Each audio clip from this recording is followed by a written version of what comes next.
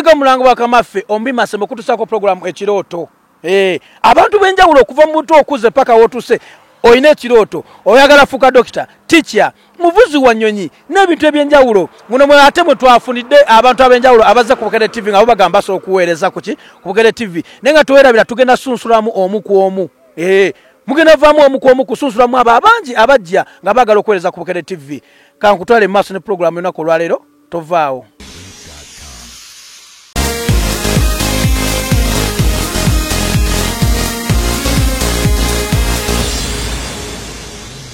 Abalabi baffe abatulaba ku Bukedde TV tuli program komera mwe tulabira abasibe embeera ki gye balimu twagala kumenya babeera mbeera ki babayisa mu mbeera ki onakola tusinganye nga bamanyi era ne mukomera mu baamu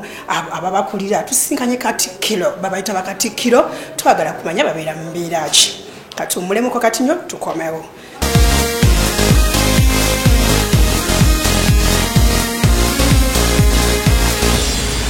Tuli mukulabira ddala buli yavuddeyo naye abamu bavaayo batidde kyaka gye bawunyidde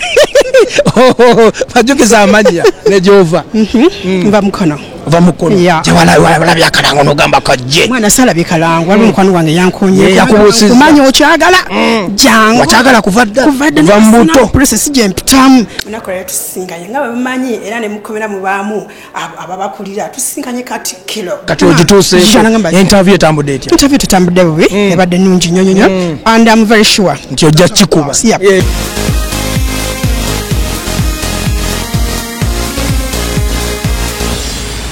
Abalungi abatulaba ku Bukedde TV n'abatuuliza amannya Nakiyemba Sarah Habibu katandike n'amawulire gano oluvannyuma lwa Director wa Kampala Jennifer Musise Makulu okulekulira tuyiseeko mu kibuga Kampala okulaba embeera nga bweri.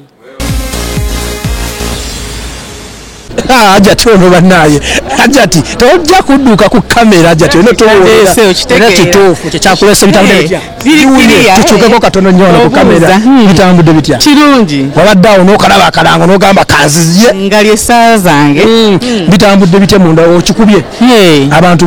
bakutidde bajjaaji abali eyo abantu balungi bakutiddemu tebatiisa abantu ngamba gwe bakutiddemu ku kyobawadde bakkiriza n'amawulire gano oluvannyuma lwa Director wa Kampala Jennifer Musise Makulu okulekulira tuyiseeko mu kibuga Kampala okulaba embeera nga bweri kkiriza bakumatidde kati basuubiza abantu bo abaana abantu bagambe nze nakola ku Bukedde inshallah Mungu gakkiriza kuba kati bino byakusunsula we naba mpiseemu nja kutuusa empeereza yange eri abantu bonna watya ng'oyiseemu ne bagamba bakakutemye nti alo bakubidde akasimu nolowooza nno tewayiseemu pozi ova kuwa biki anti era Mungu agera obisi byokoze mawulire ne bagamba oyisemu okusoma amawulire owulire otya anti agera walo kiba kirungi osanyuka kiba kibi onakuwolamu naye nga byonna yabigera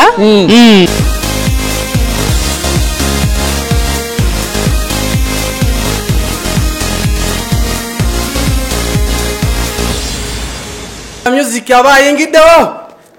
ekisanyusa akapya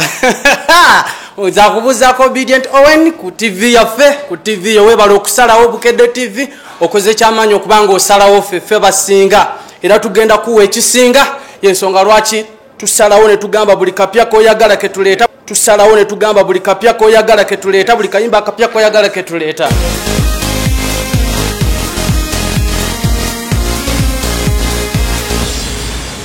omu ku basajja abakoze eki abakikubye munda bigenza bikyajjangu wano saagala olimbe abantu kuba bajja kuwulira babba ebyamabyo okikoze otya nze nkikubye nzikiriza nayiseewo Obedient Owen gemanya ntuuse wali ne mbategeeza bannaye ngenda kubanga ekintu nkitambuza bulungi nnyo mbawo akapya mbateekerawo akayimba akatu kikyokoze kibakanze oyinza okuba weebuzaabuza kikyokoze kibakanze kyenkoze kikyo nga nawe olaba ddala okikoze nga nange nzikiriza nkikoze presentation yange nganze okukiririzaamu Obedient Owen ne okoze puliki okuze biki okoze presentation entertainment ffe basinga era tugenda kuwa ekisinga yensonga lwaki tusalawo ne tugamba buli kapya koyagala ketuleeta tusalawo ne tugamba buli kapya koyagala ketuleeta buli kayimba akapya koyagala ketuleeta kwe entertainment kusanyusa bana Uganda weewaawo kwegamba wazze okyekakasizza oba weeyabweyiya nazze nzikiriza kikyokoze kyolabidde nange nkikoze ne batya kiki kinkoleremuko kikyokoze bakanga present ngwentukidde ne mbagamba bannange nze ngenda kikola kasita omulimu gubeerawo ngenda kubanga abannayuganda mbasanyusa mbateekerawo akapya buli kasita nze nyingirawo ng'otegeera kusanyuka kasita nyingirawo kaseko ku matama kasita nyingira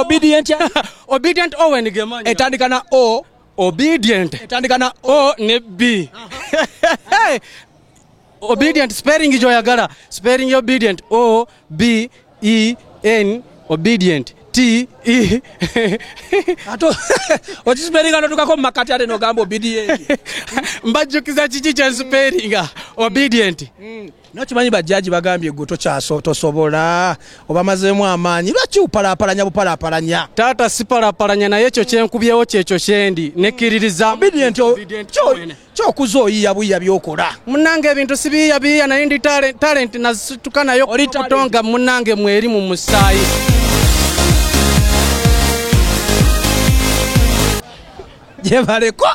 jebaleko bigenze bitya bigenze bulungi sebo okikubye kikubidde ddala oba naawe obadde oyiya buyiya nga obedient kikubidde ddala okikubidde ddala wazze kola biki kuba ndaba omukyala avunaanyizibwa mukyala buli kimu news anchor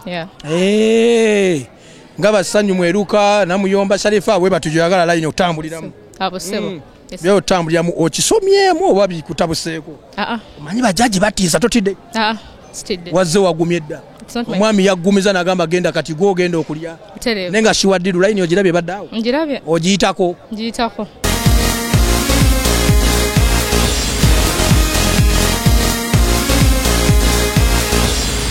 webale kubanga olaba Bukedde TV amanya Sega Ivan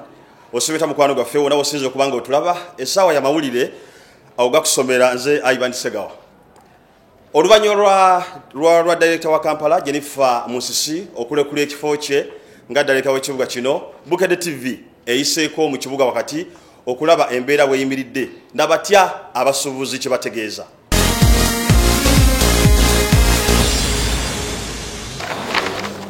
eddakiika ziri bbiri ezakayita ku ssaawa 6 era nga kadde kagataliiko mutuntu oga kusomera nze Hafsa Nakasagga nkwaniriza yonna gy'osinzidde okuba nga otwegasseeko era nga katusooke n'emito gyaffe emikulu n'oluvannyuma tukomewo tovaawo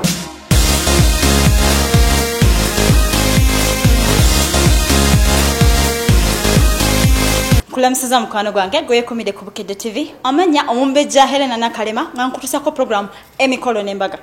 tulina okwanjula tulina embaga naye olunaku lwaliro nkuletedde embaga mwana mulenzi Kasumba Francis nga gatibwane mwana muwala Damita wali ennamirembe ku lutikko bambi banyumye ate balabise bulungi nze nakakasiza Damita nti yabadde musanyufu olunaku lw'embaga ye ate nagenze nange omutunulira bwenti nga mutuufu asanyukira omukolo gwe era nno mukwano gwange bwe twavudde awo ku church ne tugenda ate mu bifaananyi bwe twavudde mu bifaananyi byabadde munyonyo bwe twavudde mu bifaananyi ne tweyongerayo ate gye basembereza abagenyi baabwe babasembereza munyonyo era awo we wali okubanga we bakoledde reception yaabwe naye nga sinaba kutwala mu maaso nakwongerayo nnyonnyo njagala nkuwumuzemu katono ate nkomewo n'abagole abo obalabeko tova ku Bukedde TV ne tukomawo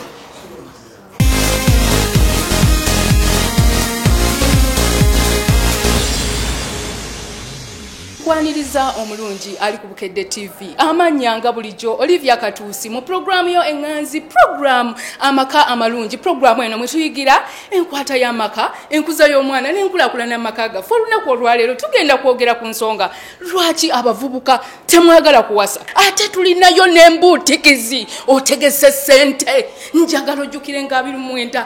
tugenda mu mbuutikizi abayimbi bangi abagenda okubeerayo abavubuka ensangi zino lwaki temwagala kuwasa mazima bazadde bamwe benyikivu emitima abantu bonna bali ku bunkenke abavubuka mwefudde kiwaki muwoza muti abawala baliyeyo balinda mu bagambe nti ssaawa yakwanjula ssaawa yambaga abazadde bamwe kyekyo kye babaagala mu kyokka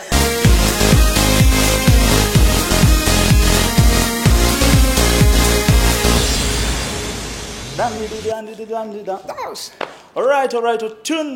otuniza ku Bukedde TV koli omulabi waffe omulungi webale nnyo nga program gy'olimu right now stress free zone munda wakutambulidde bulungi oba naawe omanyi tumanyi byokoze bifu blood wantambulidde bulungi ate nnyo kubanga ntwistinze mu nnimi mbeka era ziwasoose okumbuuza mu ntandikwa amba nti ate ovudde mu Luganda kati ate ddako mu Luzungu byonna byonna nenkikuba kasavu kanyama. Live on Urban TV right now. The person who is standing in front of you is Jibril Aziz with just a program Stress-Free Zone. With what by you feel free, feel anything you feel like to share with us. Yes, it's today. Ekintu kino nkyewulira kuva dda nga nkyali muntu okuba nali mbaddeko okuva mu primary prefect wa entertainment nyingirezi secondary bwentyo so kati kyo musaayi era sitambudde na script yonna no biri badde mu mutwe kiriya webale kyekikusudde ndoza bemu ebikuletedde okugwa kino kyo ne bennyini abakisaze bakimanyi nti ndi kiriya nnyo ate bwe kubadde omulundi ogusooka okola ki okutunula mu kamera era nga bwe njitunula mu nakulabe nga babadde watidde dda kweli oli mutitizi kyobamanya gundi yabadde akola gundi yabadde akuwaga mukyala we waka Masibya mutabannaffe abatuwuliriza abalabi ba Bukedde TV tubabuuzaako eno epulogulaamu kadongo kambulirwa Sunday n'omuweereza wo Kimuli Sharif wano mu studios TV Bukedde 1